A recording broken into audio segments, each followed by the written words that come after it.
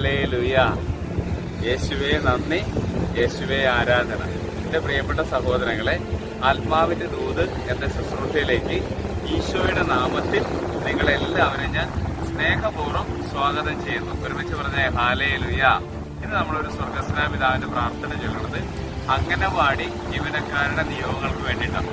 സ്വർഗസ്നായ ഞങ്ങളുടെ പിതാവേ, അങ്ങയുടെ നാമം പൂജിതമാകണമേ, അങ്ങയുടെ രാജ്യം വരണമേ, അങ്ങയുടെ തിരുമനസ് സ്വർഗത്തിലെ പോലെ ഭൂമിയിലുമാകണമേ. അന്നു വേണ്ടുന്ന ആഹാരം ഇന്ന് ഞങ്ങൾക്ക് തരണമേ. ഞങ്ങളോട് തെറ്റ് ചെയ്യുന്നവരോട് ഞങ്ങൾ ക്ഷമിക്കുന്നത് പോലെ ഞങ്ങളുടെ തെറ്റുകൾ ഞങ്ങളോട് ക്ഷമിക്കണമേ. ഞങ്ങളെ പ്രലോഭനങ്ങൾ ഉൾപ്പെടുത്തരുതേ, തിന്മേത് ഞങ്ങളെ രക്ഷിച്ചുകൊള്ളമേ. ഹല്ലേലൂയ. യേശുവേ നന്ദി, യേശുവേ ആരാധന.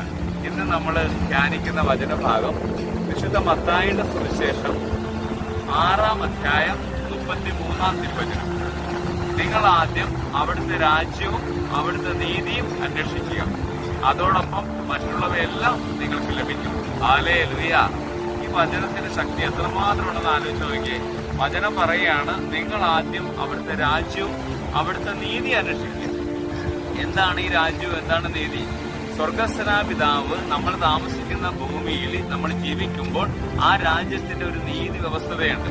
അതനുസരിച്ച് നമ്മൾ ജീവിക്കുമ്പോഴാണ് യഥാർത്ഥത്തിൽ കർത്താവിന്റെ രാജ്യമായി മാറുന്നത്. എന്റെ പ്രിയപ്പെട്ട സഹോദരങ്ങളെ, നമ്മുടെ ജീവിതത്തിൽ എപ്പോഴും കർത്താവിന് കൂടുതൽ മുൻതൂക്കം കൊടുത്തുകൊണ്ടും സ്വർഗരാജ്യം ലക്ഷ്യമാക്കി ജീവിക്കുവാനും നീതിയും സന്തോഷവും സമാധാനവും എപ്പോഴും നമ്മുടെ ജീവിതത്തിൽ വെക്കുകയും ചെയ്യാൻ വേണ്ടി നമുക്ക് നിരന്തരം പ്രാർത്ഥനയിലൂടെ വളരാം.